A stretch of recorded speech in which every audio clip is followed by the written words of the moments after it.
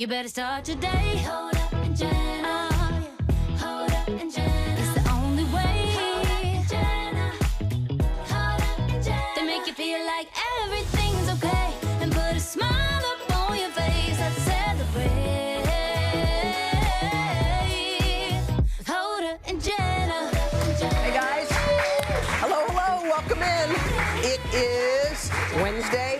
It is the 11th day of September, and no matter how many years go by, when this day comes, it's sort of, you go straight back for a lot of people to what happened during that time. And our country's amazing in so many ways, but what I was thinking is, I love how our country marks a moment. Yes. Like when they say never forget, 23 years later, we're pausing again, a moment of silence. And I think there's something about how our country honors its own, which is pretty incredible, It's right? been so beautiful to watch. You know, we're here in New York, so we've watched all morning long as they talk about this day. And one of the things that I was struck with is that the people that are announcing the names of those who we lost on that day, some of them are young children. Those who were not born 23 years ago, and yet their grandpa or their great uncle, they lost them. And I think to know that we're still continuing to talk about it for even people that weren't born that day is so important. And people who are learning about it by going down there. And I do think, and when you think about the sheer amount of time it takes to say every single person's name, it reminds you of just how many lives were lost. But I think it's a beautiful thing to honor each and every one of them today. Yeah, that's for sure. Okay. All right. So we're going to move on to a story on today.com that is getting a lot of attention. We love this. We love this story so much. Okay, so there's this mom. Her name is Cameron Rogers. We love Cameron. And she recently posted a message that she sent to her friend who just had a baby. And this is what she texted. I'm yours from 12 to 3 tomorrow, and here's some options of how I can come and help you. Option 1.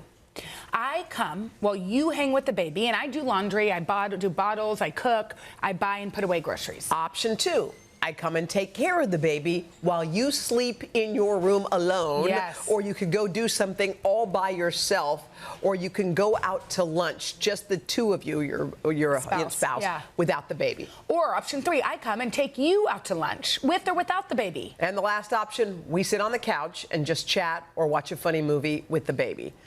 Her friend picked option 2. Option 2. What was 2? 2 was to be alone or to go out with the husband. Right. So you can go to your room and sleep. But don't you love that?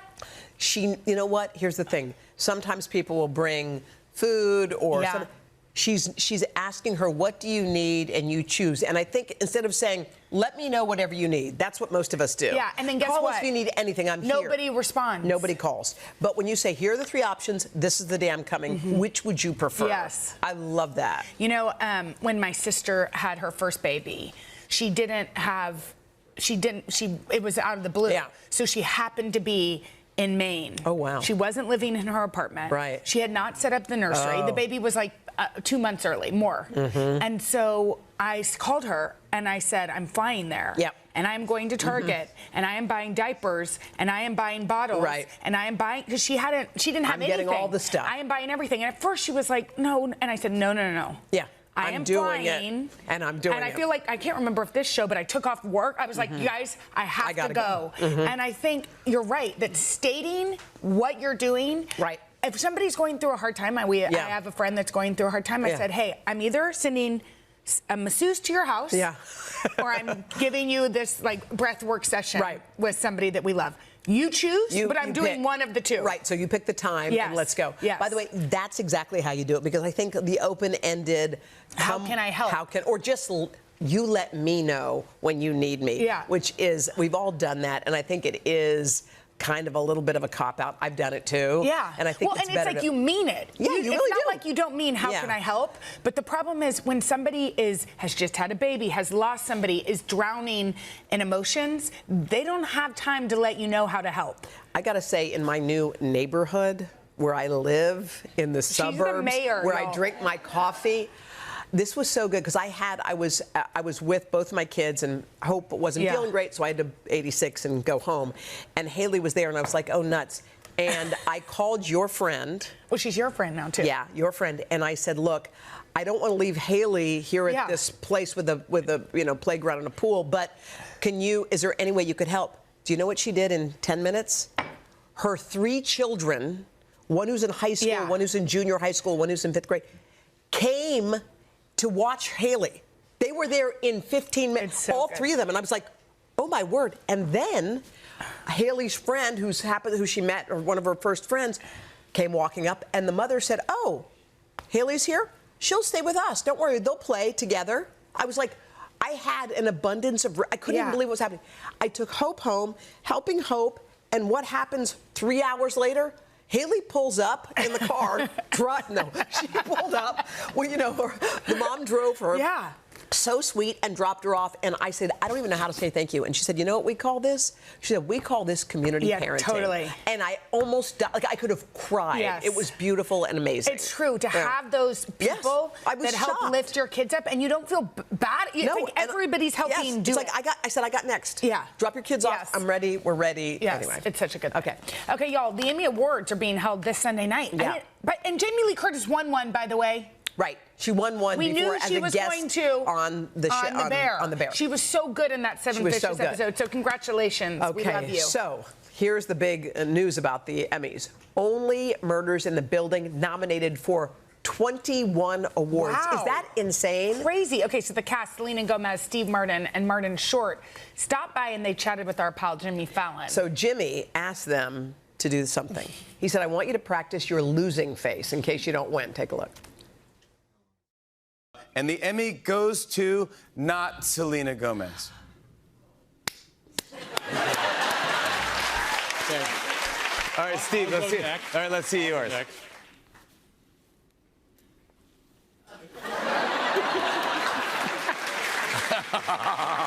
Salute. The Emmy goes to someone else. Mama, let you down. How can we? Yeah. Well, since we never really have won any awards, not even we don't win them. Thanks for showing up. No, we didn't even get the participation trophy. Okay, so our producers wanted to give us a chance to try it. So Ben, take it away. Good morning, ladies, and welcome to the Hoda and Jenna Morning Show Awards. The nominees for the best character in a morning show are Hoda Kotb as the Lemon Lady, Jenna Bush Hager as Cat Lady, Hoda Kotb as Hugging Hoda, Jenna Bush Hager as Jumping Jenna. Oh yeah, that was a thing. And Cheryl Lee Ralph as the most surprised guest. And the winner is Cheryl Lee Ralph, most surprised guest.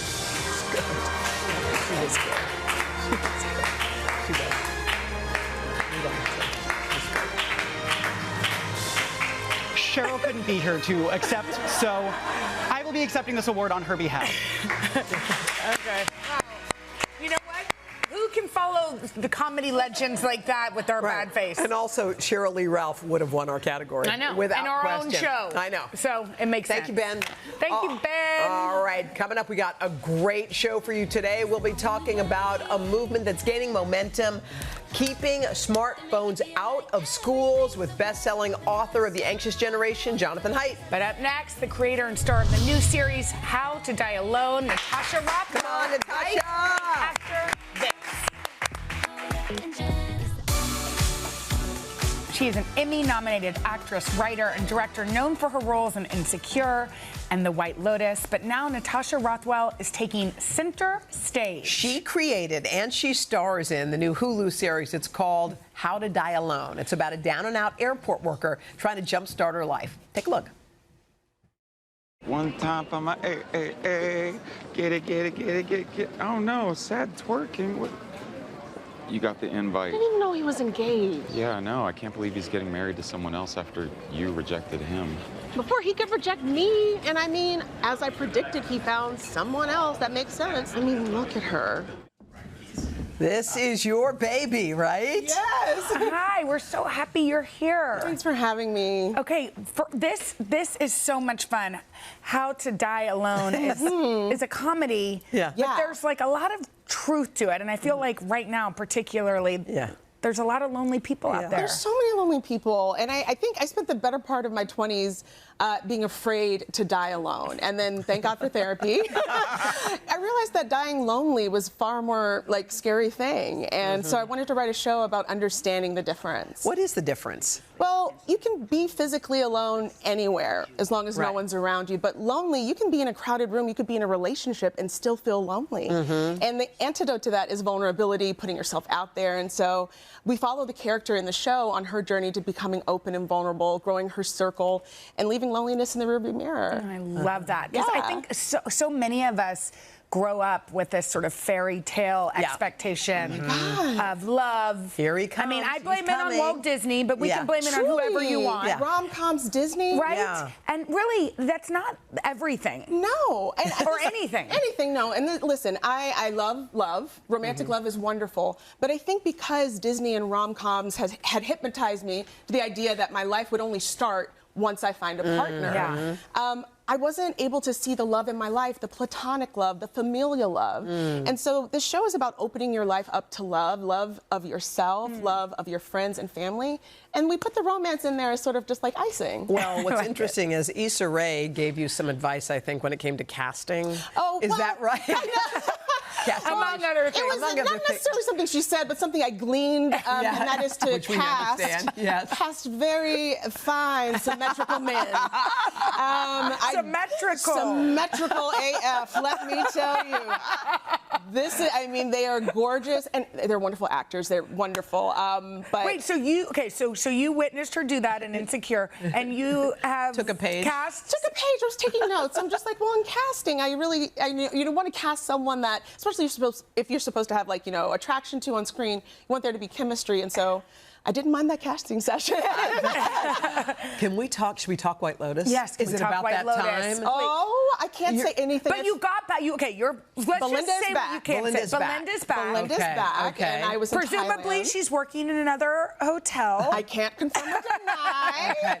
But just to get the call that you were coming back, that's huge. That does not happen often. No. And for me, it's also, I had no expectations. I did season 1. I watched along with everyone else watching season 2, and then I got the call for season 3, and I really was just like, okay. I promised him I would follow him to the ends of the earth, and he cashed that check.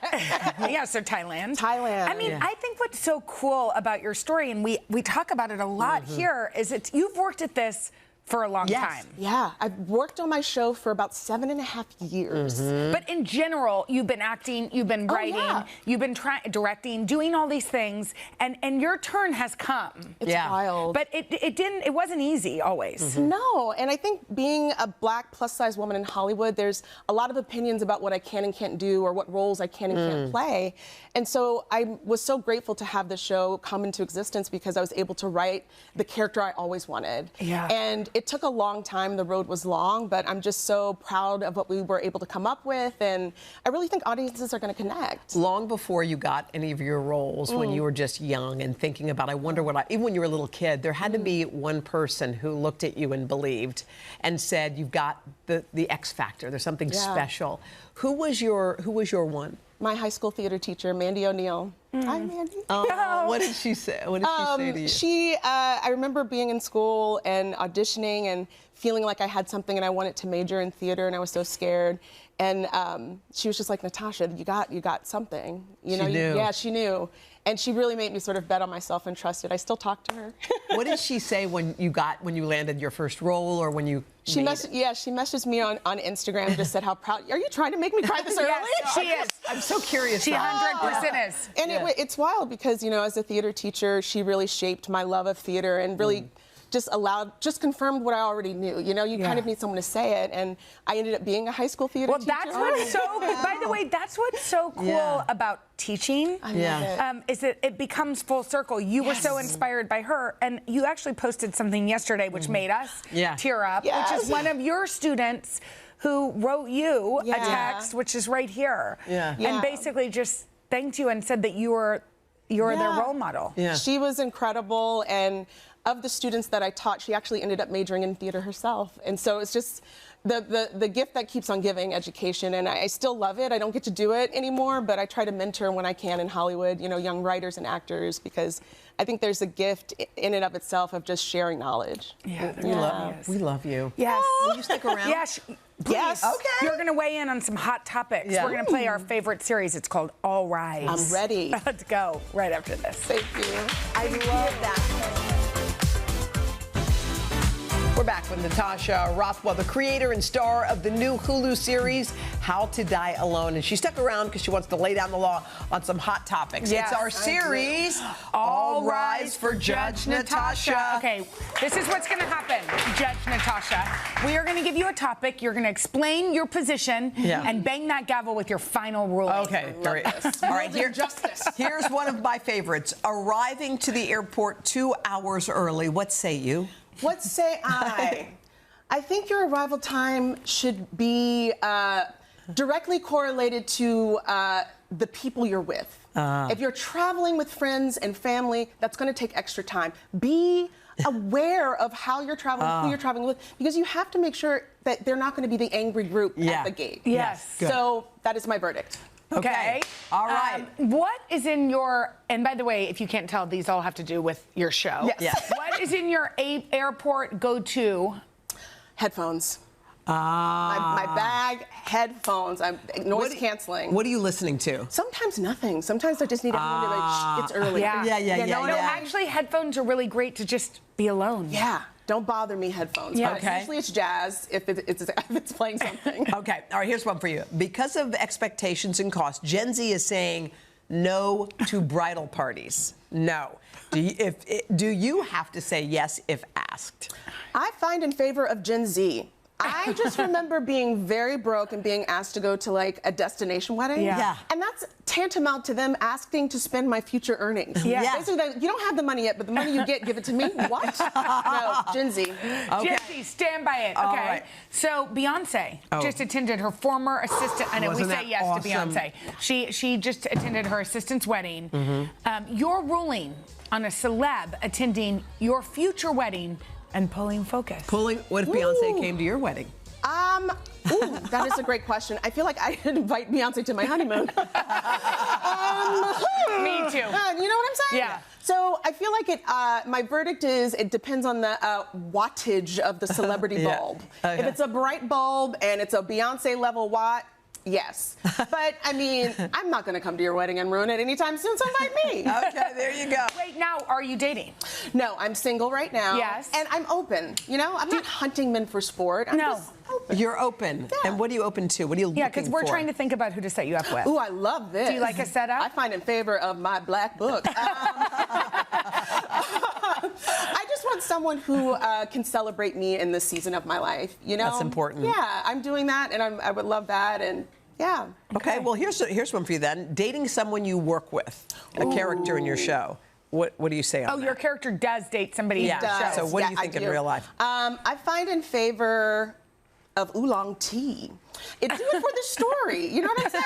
Like, as long as no one gets hurt and you're not getting special favors on the side, I think you can do it for the story. Okay. All right. Do it for the story. Okay, All well, right. Natasha, we love you. Thank you for coming to be with us. Thank you. And y'all can catch Natasha and How to Die Alone. It premieres this Friday on Hulu. It's so much fun. Check it out. Coming up next, smartphones and your kids. We're going to take an inside look at one school district that's banning cell phones in the classroom. Plus, advice for parents from the author of The Anxious Generation, really, and our guru. We love him. Jonathan Haidt, right after this. Now that kids are back in school, the debate over smartphones in the classroom is front and center. So we went to the nation's capital, where a movement is gaining momentum in the public school district. Let's take a look. Students at Hardy Middle School in Washington, D.C. are on the front lines of an idea sweeping the nation. It's one of 25 schools in the D.C. public school system to implement a no smartphone policy. When I started here last year, it was one of the first moves we made to help create a space that really supports our students in being their best selves. My first reaction was, it makes sense. It's kind of distracting you from doing all your work. I went here 6th grade, and we had our phones, so it was a big change.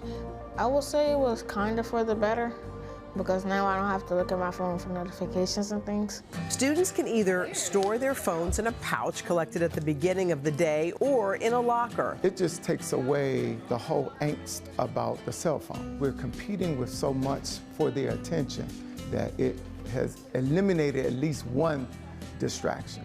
You become good at math by doing math, engaging in math. And when you don't have the cell phone to worry about, then the engagement goes up. The prevailing opinion, even among the initial reluctant parents, is deep relief. I don't have to worry about what my kid is doing in learning time. I don't have to worry that my kid is seeing inappropriate content on a personal device. I don't have to worry that my kid is the subject of some, social media thing where a picture was taken and posted online. So parents feel relieved that they're like, school is what school is supposed to be again. Part of the unwritten curriculum in middle school is also learning those important interpersonal skills. And so what this system does is it allows students to come in and focus on that face-to-face communication.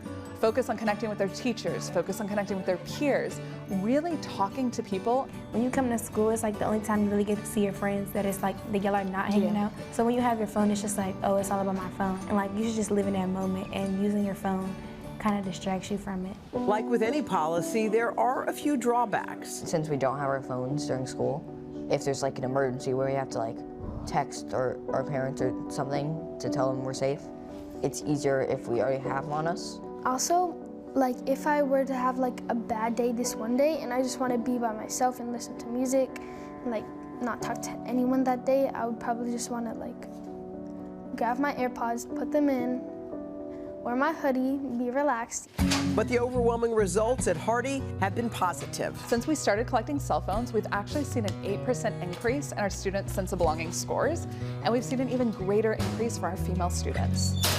Having that time, that protected space every day, where they're not focused on what's on TikTok or on social media, and they can really lean into their relationships, lean into their connections, and lean into their instruction, helps our students have a much better, more well-rounded experience. We cannot understate the importance of interpersonal connection and building a sense of belonging, the importance of knitting back those interpersonal connections on which the fabric of humanity is built. We are creating citizens in school. The focus is on reconnecting students to each other, which cannot happen with your eyes glued to a device. One word that would describe all day without your phone: interesting. Free, I guess. Probably also be free. Relieved that I finally get it back. Yeah. My students would probably say it's mid, but that's pretty high praise coming from a teenager. And I think everyone recognizes that it really creates a sanctuary, a space during the day where we can focus on what matters. Free, doesn't that sound good? And author Jonathan Haidt, author of The Anxious Generation, is sticking around. We're gonna have a conversation that you guys need to hear right after this. So And we're back with social psychologist Jonathan Haidt. He's the author of The Anxious Generation, and Jonathan joined us in May to talk about getting kids off of their phones and back to play-based childhood. Yeah, so we have invited him back to talk about this movement to keep phones out of schools. Jonathan, thank you so much for being here. What a pleasure to be back. You guys are the most enthusiast interviewers I have ever had. Well, that's what we do. Okay, so we have just seen this school in D.C. which has banned phones or has a no cell phone policy. What have you noticed since the publication of your book? So what's happened since my book came out in March is schools everywhere, the teachers hate the phones because it's impossible to teach when kids are watching videos and playing video games during class. Yeah. Principals hate the phones because of the drama, the conflicts, the liability issues. Everyone hated it. They were ready to change, but they didn't know what to do because some parents would freak out if you said you can't have your phone in school.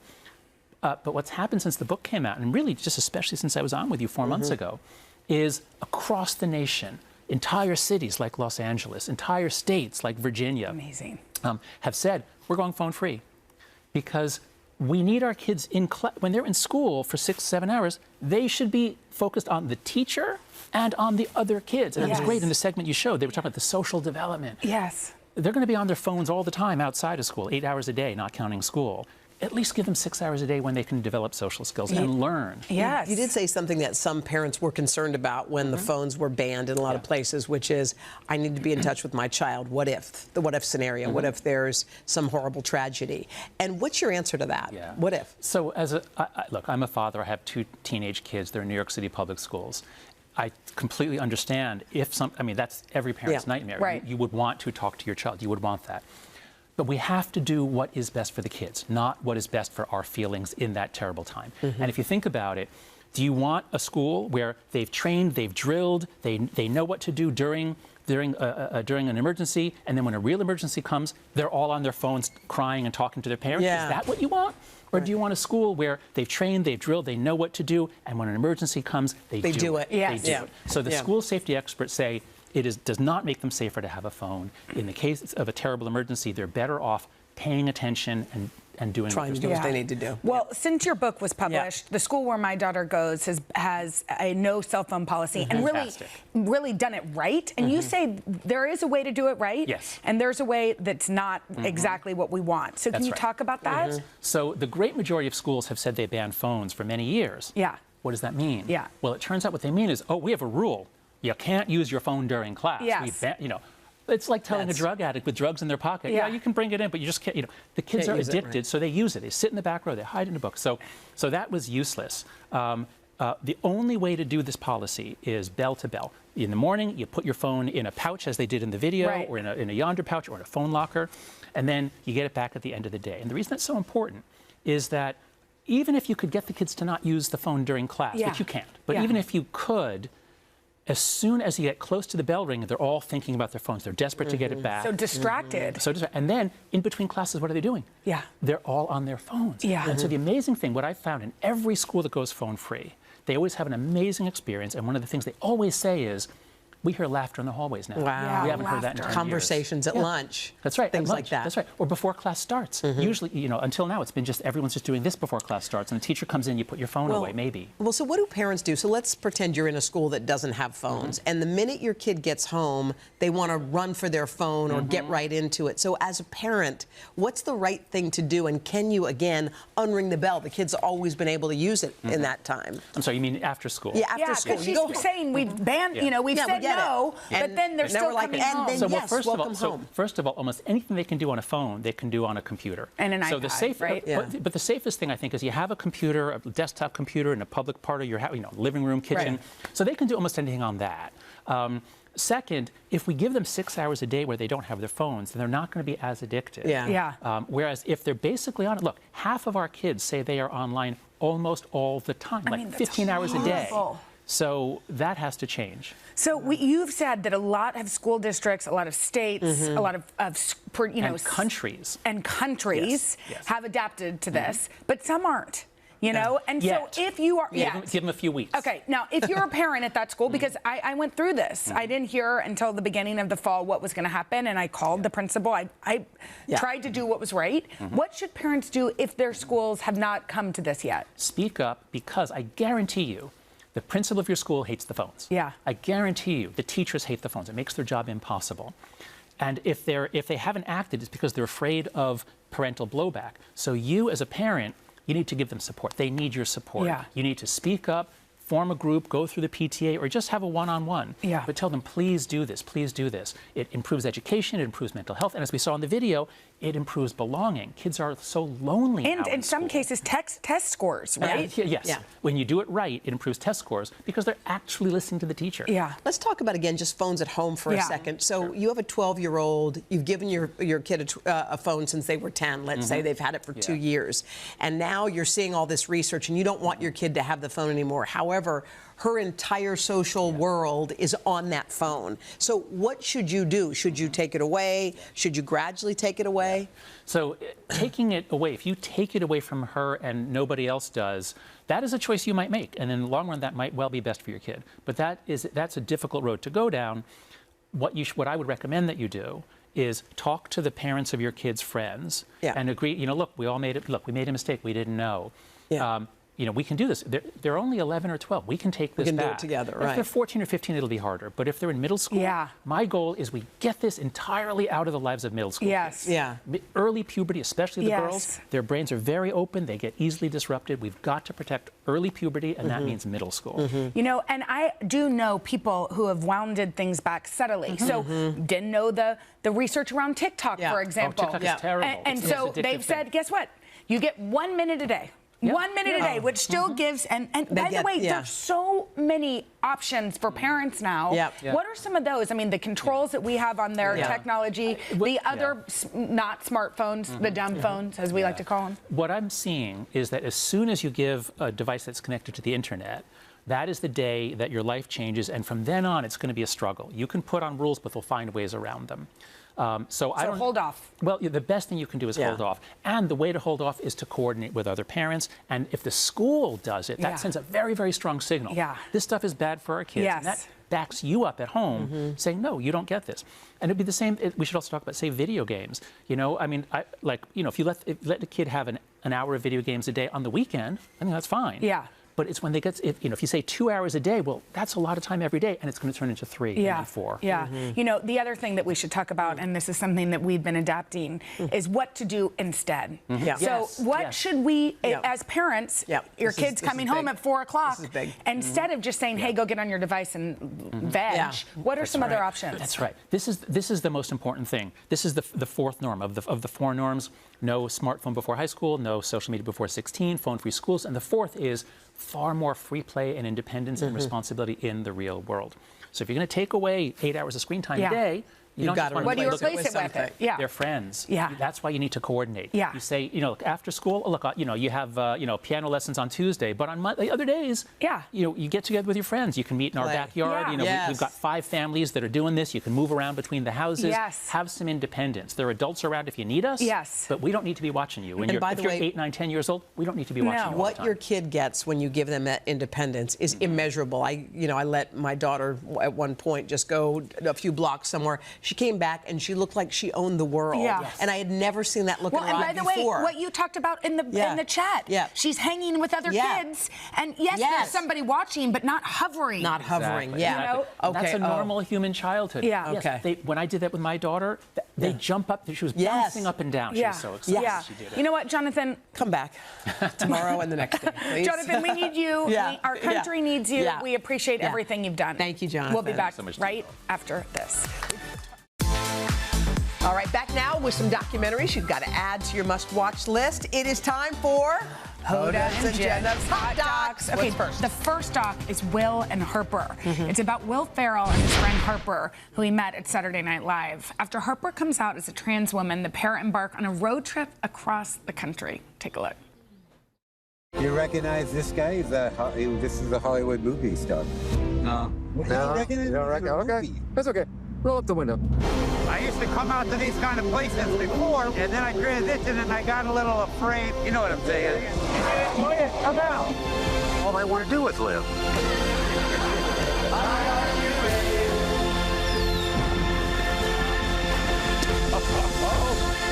Oh, Dunkin' Donuts. No. We've not done one fun thing. Name one fun thing we've done. Name one fun thing. Oh my gosh, it looks beautiful. Will and Harper hits Netflix September 27th. All right, our next hot doc is child star Demi Lovato's directorial debut. So she and other former child stars reflect on the joys and the dangers of achieving fame early. Take a look. Hi. Thank you so much for talking. I'm glad to. We finally get to do this. Do you remember this? Oh, yeah. Why do I know this dance? Everyone wanted to make it in the industry at a young age. I was 7 or 8 years old. First time I was in front of a professional camera, I was 16 months old. I was struggling. My first account ran away with my biggest earnings up to that point. There's nothing left for me at the end of the day. I wouldn't end up where I am had I not made all the choices leading up to this point. But it came at a price. So, you know, we've heard about child stars, but not from that perspective. Very they probably felt like they interesting. could open up to her. Yeah. Okay, by the way, that premieres on Hulu September 17th. Our last talk is Superman, the Christopher Reeve story. It's about the beloved Superman star who was left paralyzed after a near-fatal accident, which led him to be a passionate advocate for disability rights. Take a look. My dad was very competitive, and he didn't necessarily slow down. We said goodbye, and he gave this wave. That was the last time I saw him on his feet. I felt I needed to do something, not just for myself, but for everyone else in the same condition. I think a hero is an ordinary individual who finds the strength to persevere and endure in spite of overwhelming obstacles. I wouldn't have missed this for the world. Wow. Okay. These all look great. Really Superman, the Christopher Reeve story, is in theaters September 21st and 25th. We look forward to that. All right, guys, we'll be back right after this. Tomorrow, music superstar Lenny Kravitz will be here. That's going to be quite interesting. What are you wearing? I don't know. Put on your leather. Plus, actress Julie Bowen is going to stop by. And our girl Donna takes us along on a very personal journey. Yeah, it's really sweet. We'll see y'all on Thursday. Bye.